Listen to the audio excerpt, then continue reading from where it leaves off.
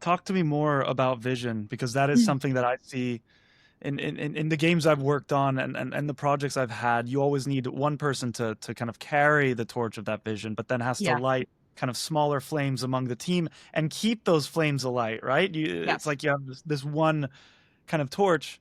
What, with your experience, and you've worked in such incredible studios like Bethesda, you just mentioned, in the hmm Starfield team, like what was it about that vision that kind of kept everyone aligned, and what did you take away from that experience? Well, it was really a thing working on that game. Like it was by far the biggest game that I probably ever will work on. Um, and it was really amazing to see the kind of collective vision start to come together.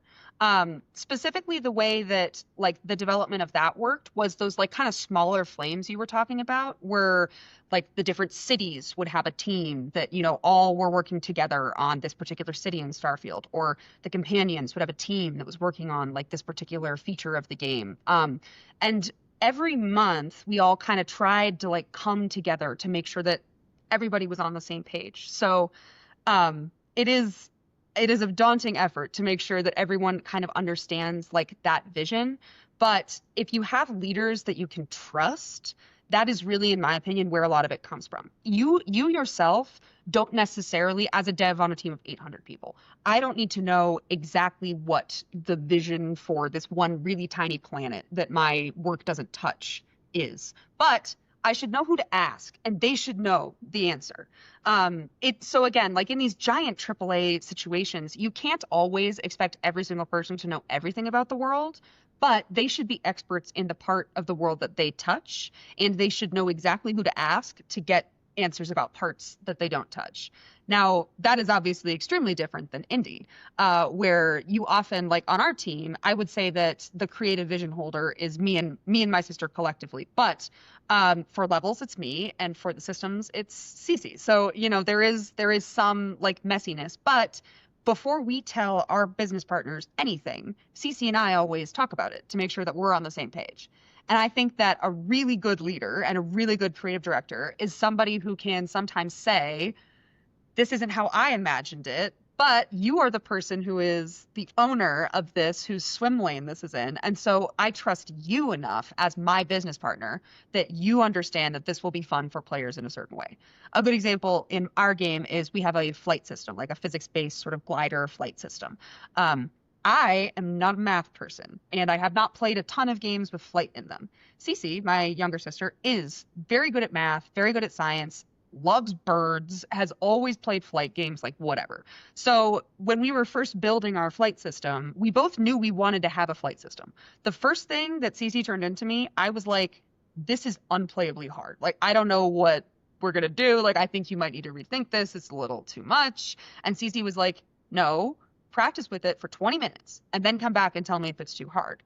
And I did. I went away and I listened to Cece's advice, and I came back and I was like, you were right. It took a while to get onboarded. So as narrative designers, we now know the system works. It's the level design that needs to be altered to better tutorialize this mechanic and give our players time and space to be, to become masters of it. And I think that a lot of people make the mistake of kind of assuming that that itself isn't like narrative design, but in my opinion, it totally is, because how the player feels, how you, the player, feel while you're playing the game is sadly the most important thing in a narrative. You can have the most beautiful dialogue ever, but if your player had a bad day, or if they can't see because an NPC is blocking them from seeing the character they're talking to, they're not going to have this experience you want them to have anyway.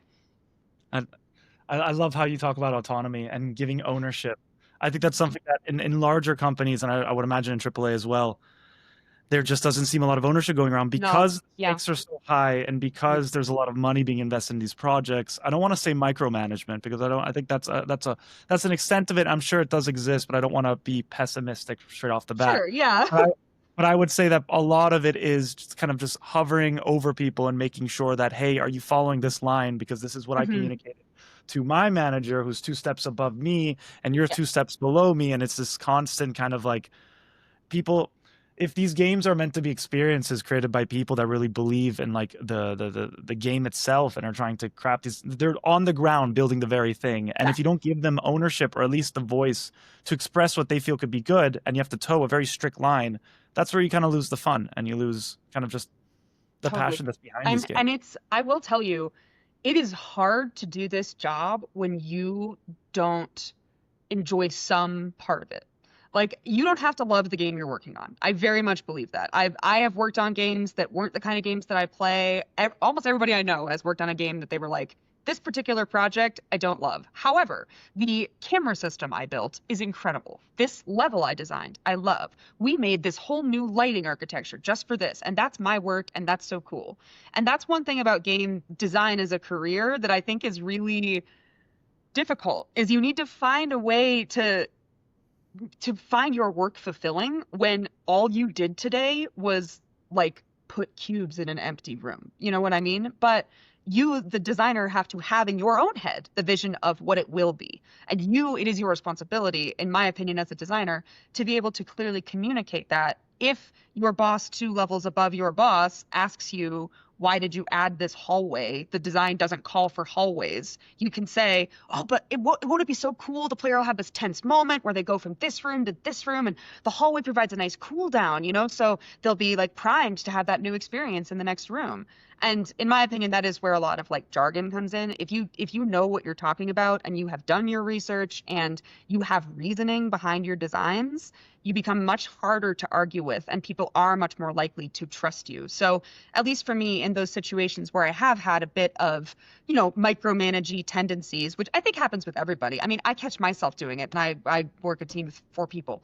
The best way to get out of that situation, whether it is conceding to my boss's idea or going with my own idea, the best way is to just get something on screen and let somebody see it and just say, I know this is not what you had in your head, but just look at this. And this, again, white boxing, it all kind of comes back to stuff like that of just, I put something physically on screen for you. Before you say no, will you just look at this and tell me why this won't work for you?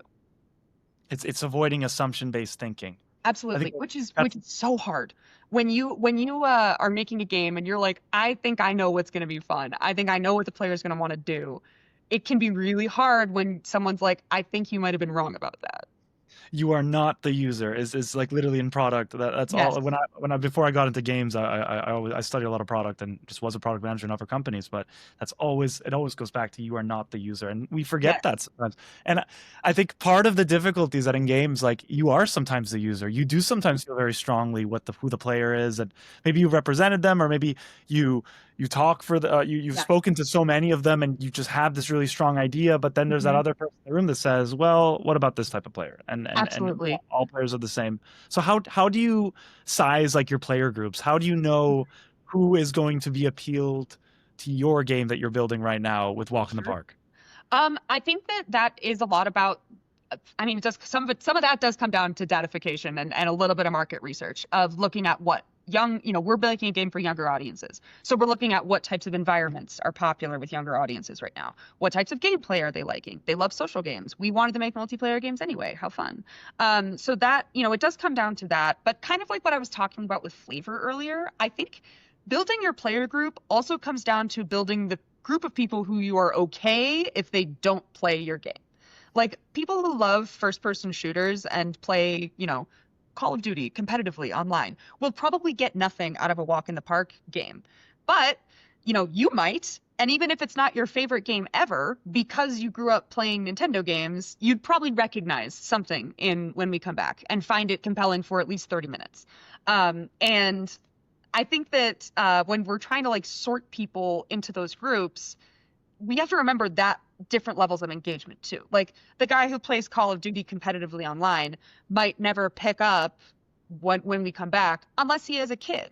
And then his 5-year-old wants to get into games and he would love to game with his 5-year-old. And now maybe they pick up When We Come Back because it's a game for kids and they can play it together. So like you said, kind of remembering that like different people play games for different reasons. And then it comes down to which groups do we care the most about like marketing to? Which groups do we care the most about finding our game and then spreading the word? Because so much of indie games now is done via word of mouth, via social media, via Discord. Um, how do we like get the group that's going to be the most passionate enough that they'll be the 10% of people who would like recommend Microsoft Edge to their friends or whatever they ask you in those survey questions when you get off the browser. So how do you find these players? Like, if for the people listening that are maybe want to start their own game Mhm. studio, like, okay, I can build a game, and I Yeah. can maybe I've gone to school and I know how to make it good, or I have a great team. How do you get it off the ground? What's the typical structure for starting a game and just making it into a successful venture or something that can be built on? Sure. Yeah. I get this question a lot from a lot of students who are at different phases of like considering this, from other industry devs who are thinking about leaving their jobs. And I think that when you are starting your own thing, especially if you're a student who is very, very new, the most important thing that you can do today to ensure that your game will be a success someday is download Unreal Engine and start watching tutorials. Every game developer needs to know how to use an engine. It is a skill that is like so fundamental. The best producers who I've worked with in the industry who don't usually work in the engine have at least had an understanding enough that when I say the variables are broken, they don't look at me like I have just said something in a completely foreign language. So learning the engine, learning the pieces of games, I think is also really important. There are phenomenal channels online. The Game Maker's Toolkit is one of my favorites that I watch regularly and that I always recommend, especially to slightly younger students, because I think they do a great job of breaking everything down really well. Um, that's, again, just most important thing you can do. Engine skills, you need to have them. You need to understand the component pieces of what makes up a game. And then I think I actually have this written down on the sticky note to write something about in a couple weeks because I'm really passionate about this. Why do you want to do this? The first and most important question you can ask yourself is, why do I want to get into games? Do I just want to get into games because I have a great idea for a game, because I like to play games, because it's the fastest growing career field in the world, which you still hear, although I don't know about that anymore. The reality is that making games is very hard and it's very specific and it's very time consuming. And from experience, no one in your life will understand at all what you're talking about when you talk about work.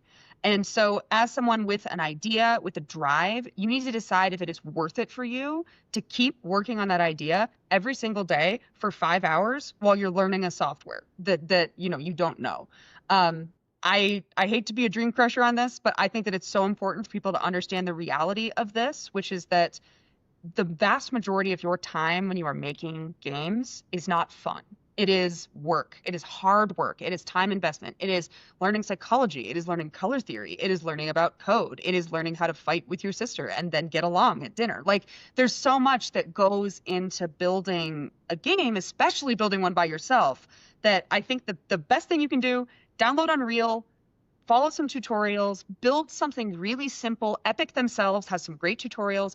And then after you have put in that weekend or that week or those hours after school or whenever you have time after work, then decide if you could do this every day consistently for like 5 years, because that is probably about how long it's going to take to get that idea from being just an idea to being something that you could launch, market. Again, a lot of stuff goes into it that isn't just being in the engine, for sure.